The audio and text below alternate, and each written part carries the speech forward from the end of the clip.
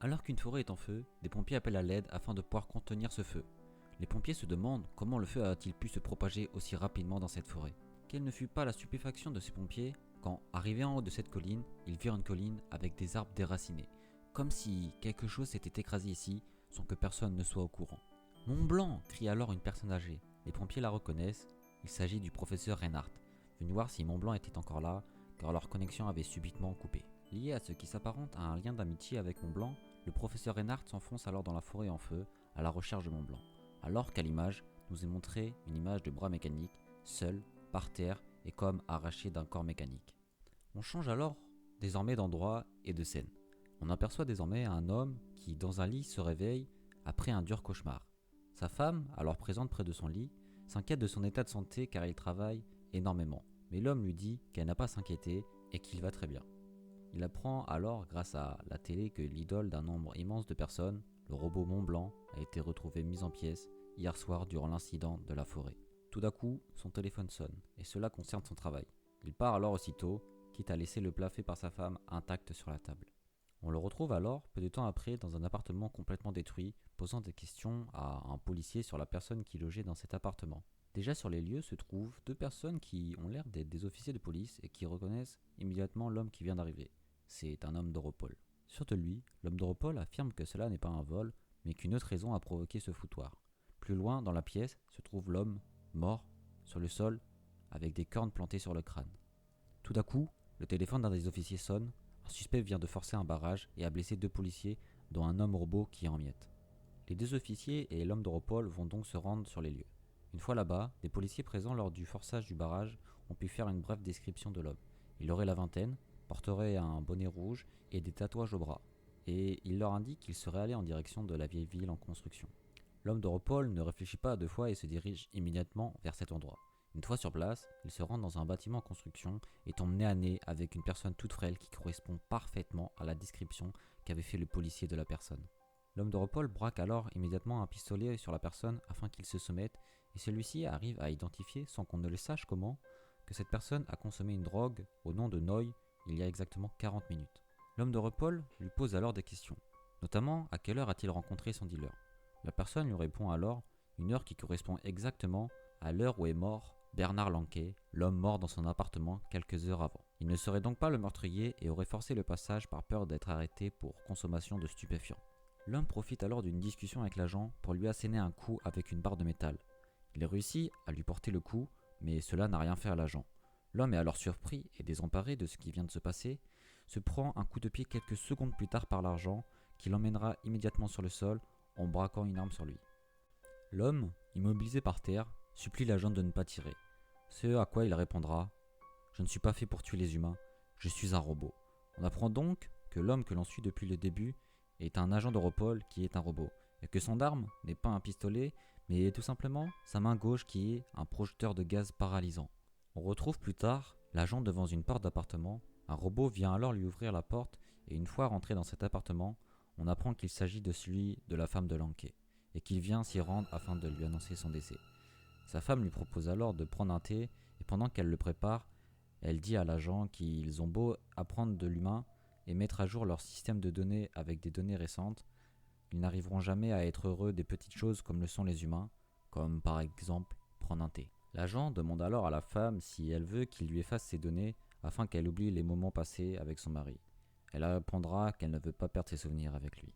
On retrouve l'agent dans les bureaux d'Europol où il enlève de derrière son oreille sa carte mémoire afin de voir les moments passés pour faire avancer cette affaire. Ayant été sur les lieux du décès de Mont Blanc, l'agent a vu que sa tête, après sa mise en pièces, possédait également deux cornes et donc était potentiellement liée à la même personne qui a tué Bernard Lanquet. Devant une puissance qui a su battre le robot Mont Blanc, il suppose donc que ça serait un robot qui aurait commis ces crimes et il représenterait donc une forte menace aussi bien pour les humains que pour les robots de ce monde. Au moment de repartir, un des deux officiers de police mentionne le nom de l'agent d'Europol, Monsieur Kesic. Il poursuit en disant que la situation est très grave car selon l'article 13 de la législation des robots, les robots ne peuvent blesser ni tuer des humains. Il mentionne également une histoire vieille de 8 ans qui fut la première fois où un robot a tué un homme dans l'histoire de ce monde. Kesic prend donc l'affaire très au sérieux en disant que la personne ayant commis ce crime et est habité par le mal. On nous montre ensuite un documentaire qui décrit comment Mont-Blanc était un robot extraordinaire et qu'il a permis de retrouver la paix lors du 39e conflit en Asie centrale. On nous dit également qu'il chantait avec les oiseaux et qu'il pouvait parler aux arbres. Ce documentaire était en fait diffusé sur un écran géant où se trouveront les funérailles de Mont-Blanc, qui pourraient réunir, selon les personnes travaillant à la mise en place de celle-ci, plus de 100 000 personnes sur place. On retrouve alors le professeur Reinhardt et Gesich en haut d'une colline où devait se trouver une statue de Mont-Blanc qu'il a refusée de son vivant afin de ne pas gâcher le paysage sublime de ces collines. Le professeur supplie Gesich de retrouver le meurtrier car il considérait Mont-Blanc comme son fils. On voit ensuite Gesich avec plein de câbles sur le corps et sur une table d'hôpital. Il était en train de faire sa révision due au surmenage qu'il s'inflige. Les rumeurs diraient que Mont-Blanc se serait détruit, mais le spécialiste qui fait passer sa révision à Gesich n'y croit pas un mot. On apprend, grâce à ce docteur, que Bernard Lanquet travaillait comme cadre dans un groupe de défense des lois sur les robots et avait précédemment travaillé dans la défense des droits de l'homme. Le docteur indique que Mont-Blanc et Lanquet étaient deux personnes totalement différentes, et donc que Gesich doit gérer deux affaires très complexes à la fois. Gesich demande alors est-ce qu'un humain peut entrer par effraction et ne laisser aucune trace, comme ce fut le cas dans l'appartement de Lanquet, ce à quoi le docteur n'aura pas la réponse. Gesich informe le docteur que pour lutter contre son surmenage, il va prendre des vacances avec sa femme, ce qui le ravit, et il lui donnera même un conseil de partir au Japon. Puis le docteur demande à Gesich s'il fait toujours des rêves, ce à quoi répondra positivement Gesich. Ce qui surprend le docteur car un robot n'est pas censé rêver étant donné que c'est une intelligence artificielle. En sortant de l'hôpital, Gesich se trouve près d'un camion poubelle et d'une personne vidant les poubelles. Cette personne étant en train de vider les restes du policier robot démembré pendant le forçage du barrage, Gesich demandera à cette personne si elle peut jeter un coup d'œil. Ce à quoi répondra l'éboueur « Oui bien sûr, ça n'a aucune valeur ». Mais quand Gesich vit le visage de l'éboueur, il eut comme un souvenir d'un vieil homme lui demandant 512 par corps, c'est bon. Gesich se rend ensuite chez la femme du policier robot avec sa carte mémoire, afin de lui rendre. Et la femme lui demande de l'insérer dans son cerveau. Une fois la puce insérée, la femme crie de douleur, puis demande d'utiliser un écran afin d'afficher la mémoire de son mari. Gesich peut alors désormais voir les images où on revoit le drogué qui frappe un policier puis assène un coup à son mari. Après cela, la vision de la puce se termine. Gesich s'excuse alors de lui avoir fait revivre cela, ce à quoi la femme réagit en disant que ce n'est pas ça. Son mari a réagi à temps contre le drogué. Le mari avait bien esquivé le coup, mais pendant un laps de temps très court, son attention fut attirée par quelque chose d'autre. Une sorte d'ombre qui sautait de l'immeuble de l'appartement de Lanquet à un autre immeuble. D'après Gesich et la femme, il s'agirait d'un homme capable de sauter d'immeuble en immeuble. Après cela, Gesich parle à un hologramme qui représente une femme de l'agence de voyage Marco Polo. Ils discutent afin d'avoir des renseignements sur son voyage au Japon. Celle-ci lui propose des options de visite avec plusieurs lieux de visite. Gesich lui dit de lui envoyer les données, qu'il les regardera plus tard. Puis, l'hologramme lui dit qu'il a de la chance de partir en voyage et d'avoir une femme. Gesich répond qu'il essaie juste de se rattraper car, d'habitude, il ne fait que travailler. Nous sommes désormais à Bruxelles, dans le centre de correction des intelligences artificielles. Gesich rentre dans le bâtiment et passe par un couloir des plus étranges. Il trouve au bout un inspecteur. Cet inspecteur lui dit qu'il n'y a plus de façon de distinguer les robots des humains ces temps-ci. Gesich répond que si, car les humains font des mouvements superflus, ce que ne font pas les robots.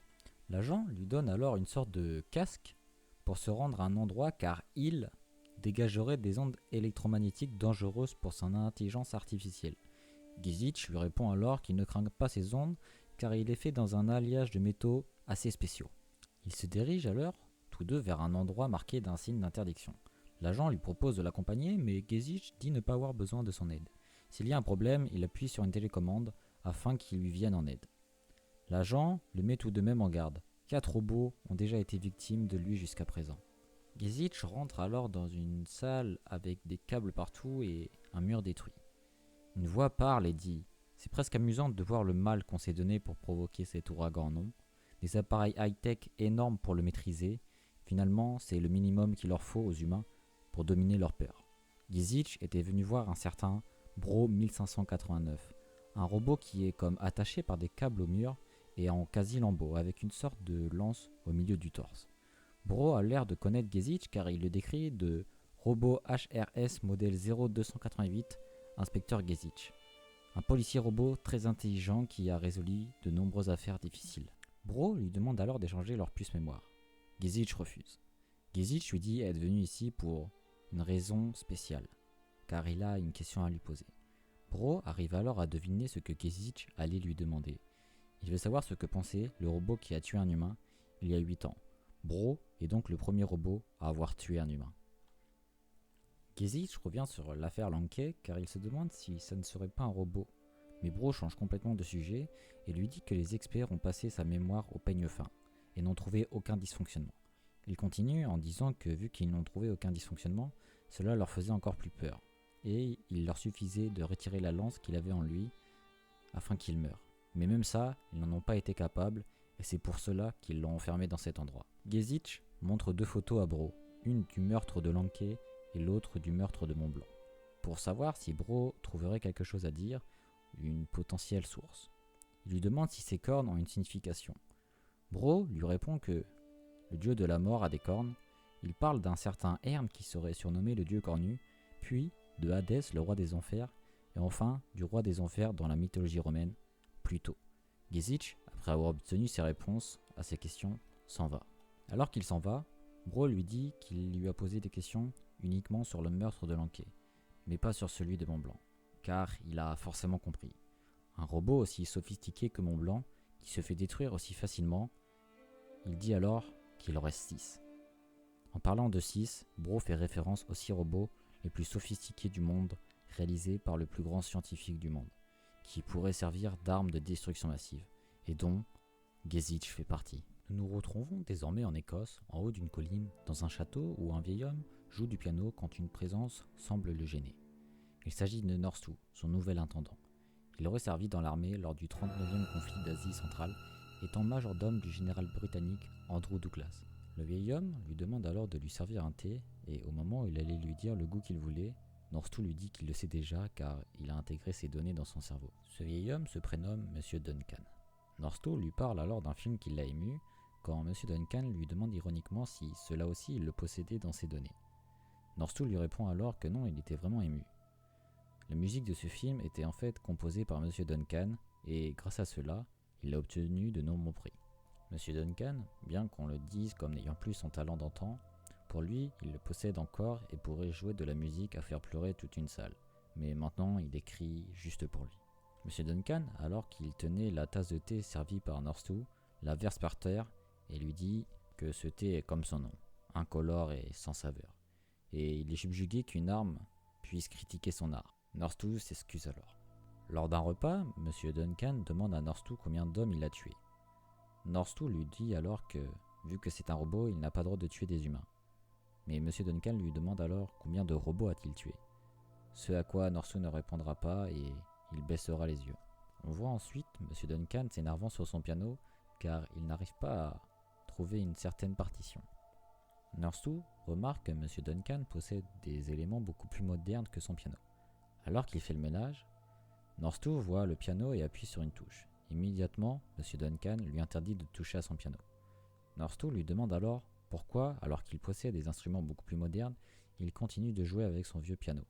Monsieur Duncan lui répond que cela reste des machines, et que s'il ne s'est pas fait poser d'œil artificiel, c'est pour une raison, car ça serait grâce à une technique de machine. Il dit que les véritables paysages sont dans sa mémoire. On a alors une image de la plaine que Monsieur Duncan revoit dans ses souvenirs. Un soir, pendant une nuit, Norse fait le ménage et entend Monsieur Duncan chantonner son air de piano alors qu'il dort. Norstu lui mentionne alors le lendemain que pendant qu'il dormait, il chantonnait, et lui conseille également que l'air qu'il chantonnait comblerait bien le trou qu'il n'arrive pas à compléter depuis un certain temps, ce qui énerve souvent Monsieur Duncan. Monsieur Duncan ordonne alors à Norse de partir de chez lui. Norse lui demande alors s'il peut apprendre à jouer du piano car il aimerait se rapprocher du vrai son dont parle toujours Monsieur Duncan. Il lui répond que sa place n'est pas ici, mais sur le champ de bataille. Norse lui répond alors qu'il ne veut plus aller à la guerre et c'est pour cela qu'il veut apprendre à jouer du piano. On revoit alors le paysage que voyait Monsieur Duncan dans ses souvenirs. On y voit un enfant qui semble être lui appeler sa mère, la suppliant de ne pas partir en tombant par terre. Puis nous sommes de retour avec Monsieur Duncan dans son lit et Norse à son pied. Alors qu'il dîne, Monsieur Duncan entend son piano et crie donc sur Norse car il lui a déjà interdit d'y toucher. Norse lui dit qu'il a fait des progrès, mais Monsieur Duncan lui demande alors qu'est-ce que cela signifie, qu'il a joué la partition encore plus précisément qu'avant. Norse lui dit qu'il a joué la mélodie qu'il fredonne pendant qu'il dort, mais Monsieur Duncan refuse et dit que ce que font les machines n'est pas de la musique. Il s'énerve et casse tous les objets modernes qu'il possède. Norse lui dit alors que les machines ne vont plus fonctionner, mais Monsieur Duncan lui répond ironiquement s'il prend actuellement la défense de ses camarades, et continue en lui retournant la question, en lui demandant « Et toi, pendant la guerre, combien de camarades as-tu tué ?» Monsieur Duncan lui dit alors pourquoi, tous les soirs, dans son sommeil, il fredonne un air. Il raconte un cauchemar qu'il fait depuis de longues années sur ce qui s'est passé durant un jour précis. Son vrai nom n'est pas Polo Duncan, mais Polo Oli. Né dans une famille pauvre, son père est mort avant qu'il ne puisse en avoir conscience, et il est né avec une maladie très grave et une mauvaise vue. Alors, dans ce monde, son seul plaisir était de chanter des chansons. Il décrit sa mère comme une femme très belle, malgré ses vêtements miteux. Et un jour, elle rencontra un homme riche, mais alors, son fils faisait tache, et elle l'abandonna, et le metta en pensionnat. Dans cet internat, il se faisait insulter et frapper constamment. La seule chose qu'il continuait d'aimer était la musique. Un jour, il fut frappé par une fièvre et malgré les nombreux hôpitaux, son cas était désespéré. Quand tout d'un surgit un médecin japonais, il dit à Polo qu'il pourrait le guérir, mais qu'il perdrait sûrement la vue. Une fois l'opération réussite, la vue de l'enfant baissa de jour en jour. Avant de perdre complètement la vue, il apprit le plus possible la musique, puis un jour, il ne vit plus. Quelques années plus tard, on lui annoncera le décès de sa mère. Sa mère, quant à elle, serait morte sans l'homme riche qu'elle poursuivait. Monsieur Duncan nous dit alors que le château où il se trouve était justement le château que possédait l'homme riche, et il se vante d'avoir eu ce que sa mère voulait, au point d'abandonner son fils. Et c'est pour cela que Monsieur Duncan veut mettre ces magnifiques paysages de son enfance en musique, car c'est selon lui ce qui est le plus important. Après avoir raconté son histoire, Monsieur Duncan part rédiger la lettre de recommandation concernant North et demain, il ne veut plus le voir. Alors que Monsieur Duncan est dehors, North en profite pour jouer une dernière fois du piano, et pendant qu'il joue, il lui revient en mémoire des moments qu'il a vécus pendant la guerre. Monsieur Duncan, bien que dehors, entend ce que joue North et dit « On dirait qu'il y a un léger mieux ». En pleine nuit, alors qu'il était parti boire un verre, Monsieur Duncan passa devant la pièce où dort North. Il était debout et il parlait à moitié. Monsieur Duncan apprit que les robots faisaient également des rêves. Le lendemain, Monsieur Duncan appela alors North pour qu'il lui vienne en aide, mais North était déjà parti. Monsieur Duncan se retrouve alors seul dans une grande pièce avec son piano, se désolant qu'il n'est plus capable d'écrire. On revoit des visions de Monsieur Duncan durant son enfance. Il court vers sa mère juste avant de se réveiller. Puis, on le voit jouer du piano jusqu'à en avoir marre. Il décide alors de prendre une hache afin de découper son piano quand tout d'un coup quelqu'un l'appelle, et c'est Narstu. Narstu lui explique qu'il est allé en Bohême, là où est né Monsieur Duncan, afin de chercher une musique, et que parmi la variété de musique qui se trouve là-bas, il a réussi à trouver la musique que fredonnait tous les soirs Monsieur Duncan. North dit alors qu'il va la jouer, mais Monsieur Duncan refuse qu'elle soit jouée par une machine. North avoue alors ses crimes, disant qu'il a tué des milliers d'autres robots et que cela tourne en boucle dans sa tête. Norsu dit qu'en Bohême, il a rencontré un vieil homme qui connaissait bien les musiques populaires, dont celle que fredonnait Monsieur Duncan, et qu'il connaissait quelqu'un qui la chantait admirablement bien, et cette personne était la mère de Monsieur Duncan. Et grâce à sa base de données, Norstu apprend à Monsieur Duncan que sa mère ne l'a pas laissé pour plaire à l'homme, mais elle s'est rapprochée de lui afin de pouvoir guérir sa maladie, et c'est grâce à cela qu'elle a pu payer la somme que réclamait le médecin. Sachant que son fils la détestait, sa mère ne s'est jamais manifestée mais restait toujours près de lui. Il lui dit alors qu'avant, Monsieur Duncan et sa mère regardaient le coucher du soleil à l'horizon en se tenant la main et fredonnaient un air. Norstu se met alors à fredonner cet air. Monsieur Duncan, en écoutant ce chant, ne put retenir ses larmes et se mit à pleurer en se rappelant sa mère. Norstu s'excuse alors car le son vient d'une machine et que Monsieur Duncan était toujours contre cela, mais Monsieur Duncan lui dit qu'il peut désormais rester ici et apprendre à jouer du piano. On voit alors le temps qui passe et Norstu et Monsieur Duncan qui passent des moments ensemble, aussi bien en hiver qu'au printemps. Après cela, Monsieur Duncan dit à North qu'il a fini de composer son morceau. Quand tout d'un coup, Norstu dit que quelque chose s'approche d'ici et lui demande s'il est tenu au courant de ce qui s'est passé en Suisse avec la mort de Mont Blanc. Monsieur Duncan dit que oui. Norstu dit qu'une tempête s'est déclenchée à une centaine de kilomètres d'ici et que c'est quelque chose de très menaçant. Alors, on aperçoit pour la première fois le corps de Norstu, sans sa cape. Et c'est un corps rempli d'armes que l'on aperçoit, avec 8 bras et des armes différentes à chaque bras. Puis, il part en direction du ciel. Monsieur Duncan observe alors la tempête qui se déclare dans le ciel et il entend alors la musique qu'il avait fini de jouer. Et elle est jouée dans le ciel comme un dernier hommage de la part de North 2 avant de mourir. Quelques minutes plus tard, il finira par tomber du ciel comme après avoir subi un impact en l'air. Monsieur Duncan dit alors « Reviens jouer dès que tu peux North, c'est l'heure de ta leçon », sachant pertinemment que North 2 venait de lui offrir son dernier cadeau. Nous sommes ensuite plongés dans un combat de robots grandeur nature, où un présentateur décrit un robot qui semble invincible avec plus de 936 victoires d'affilée.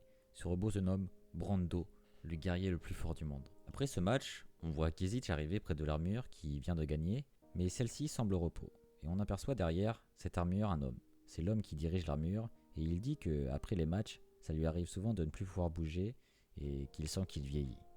Il dit qu'avec de l'expérience et de la chance, on s'en sort toujours. On les retrouve alors, tous les deux, peu de temps après, dans une voiture, à parler du hasard et des matchs de robots. Ils arrivent alors dans la vieille ville et se rendent à l'appartement de Brando.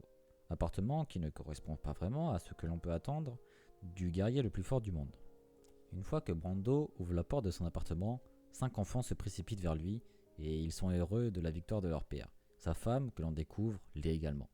Il leur présente Gezich, inspecteur d'Europol, et après cela, ils festoient la victoire de leur père ensemble. Alors qu'ils sont à table, la femme de Brando lui crie dessus afin qu'il mange de la salade, et un des enfants dit qu'ici c'est maman la plus forte. Une fois les enfants couchés, une discussion s'engage alors entre les 3 adultes. Brando demande alors à sa femme de lui servir un lubrifiant énergétique, une sorte d'alcool pour les robots. Brando dit qu'avec l'argent des combats, c'est cette vie qu'il achète. Dans le passé, sa femme s'inquiétait de savoir comment il allait rentrer et comment elle allait retrouver son mari. Alors, pour lutter contre la solitude de sa femme, ils ont fait 5 enfants ensemble. Il explique alors sa pensée assez paradoxale, car il a fait des enfants parce qu'il peut mourir à n'importe quel moment, mais maintenant il veut tout faire pour vivre. Et il dit que Mont-Blanc devait être dans le même cas, car tous ceux qui se sont rendus sur cette colline en Suisse pour ses funérailles étaient un peu tous comme une géante famille. Brando dit avoir connu Mont-Blanc durant le conflit en Asie centrale et qu'il était très proche de lui. Gezich lui demande alors s'il connaît North 2, ce à quoi il répond oui de non. Et Gezich lui apprend qu'il est mort hier et lui dit que maintenant le prochain danger c'est lui. Brando lui dit de ne pas s'en faire car il est champion de ESKKKR, mais Gezich lui dit que c'est exactement pour cela qu'il est le plus susceptible d'être visé. Brando dit alors que c'est parfait car il veut venger son frère d'armes, Mont-Blanc. On les retrouve ensuite tous les deux dehors, avec Brando qui accompagne Gezich pour prendre un taxi. Gezich, alors qu'ils se disent au revoir, a encore une fois la vision du vieil homme demandant 500 œufs par corps. Brando lui demande alors qu'est-ce qu'il y a, et Gezich répondra qu'il a sûrement trop bu. Brando dit à Gezich que s'il est en danger, il faut qu'il l'appelle car il est Lucky Man.